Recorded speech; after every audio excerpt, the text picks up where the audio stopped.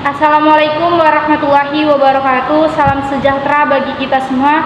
Puji syukur atas nikmat yang Tuhan limpahkan sehingga kita masih diberi nikmat sehat, jasmani maupun rohani. Yang saya hormati Bapak Emil Salim SHMH selaku dosen pengampu pendidikan kewarganegaraan. Dan yang saya sayangi teman-teman sekalian. Sebelumnya saya akan memperkenalkan diri. Saya Duci Kurniawati selaku moderator. Saya Istati Rabadani sebagai pemateri.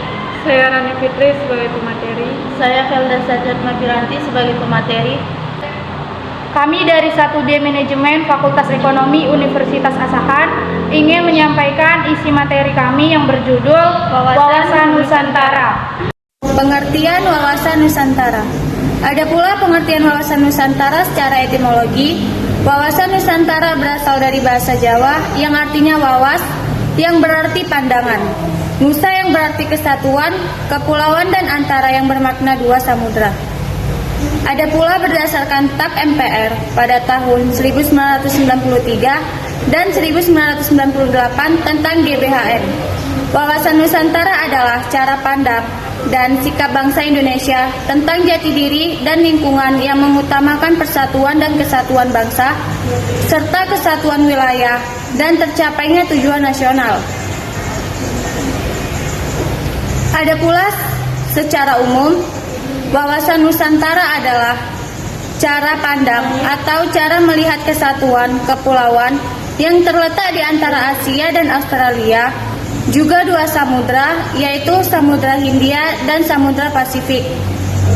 Ada pula pengertian wawasan Nusantara berdasarkan ketetapan MPR pada tahun 1999, yaitu wawasan Nusantara adalah cara pandang dan sikap bangsa mengenai diri dan lingkungan yang serba beragam dan bernilai strategis dengan mengutamakan kesatuan dan kesatuan bangsa serta wilayah dalam menyelenggarakan kehidupan bermasyarakat, berbangsa dan bernegara dengan tujuan mencapai tujuan nasional.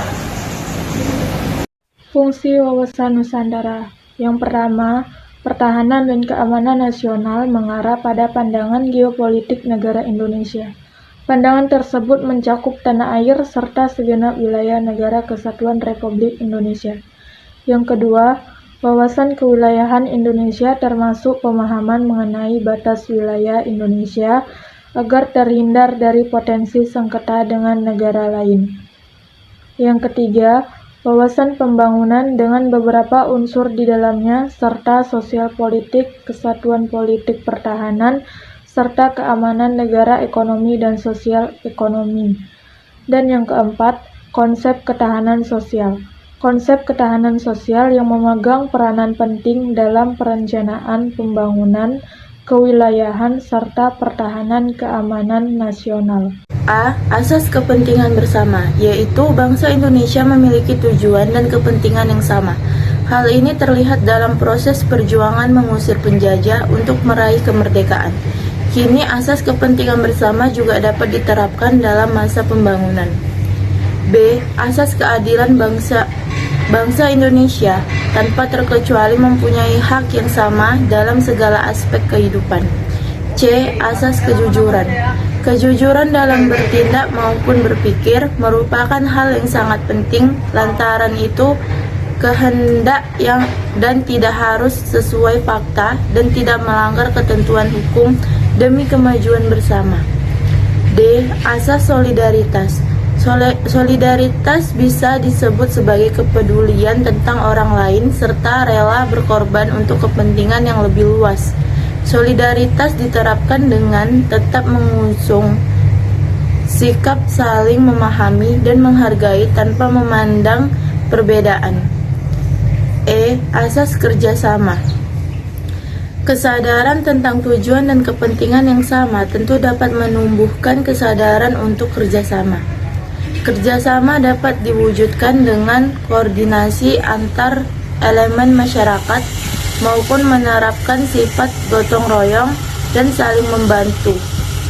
F. Asas kesetiaan.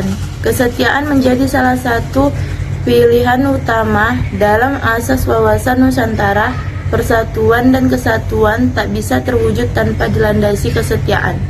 Hal itu dapat diwujudkan dengan kesetiaan untuk melaksanakan segala keputusan bersama demi kemajuan bangsa dan negara.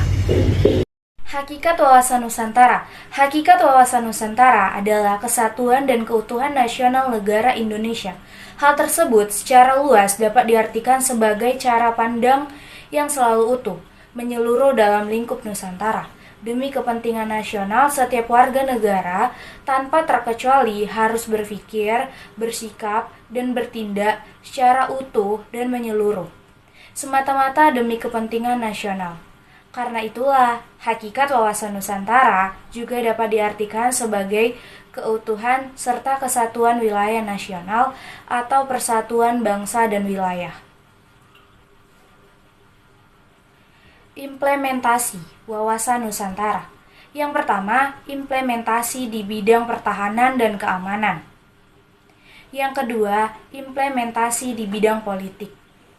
Yang ketiga, implementasi di bidang ekonomi dan implementasi di bidang sosial. Baiklah, sampai di sini saja hasil presentasi kami. Kurang dan lebihnya kami mohon maaf. Kami sudahi dengan wabillahi taufiq walhidayah. Wassalamualaikum warahmatullahi wabarakatuh.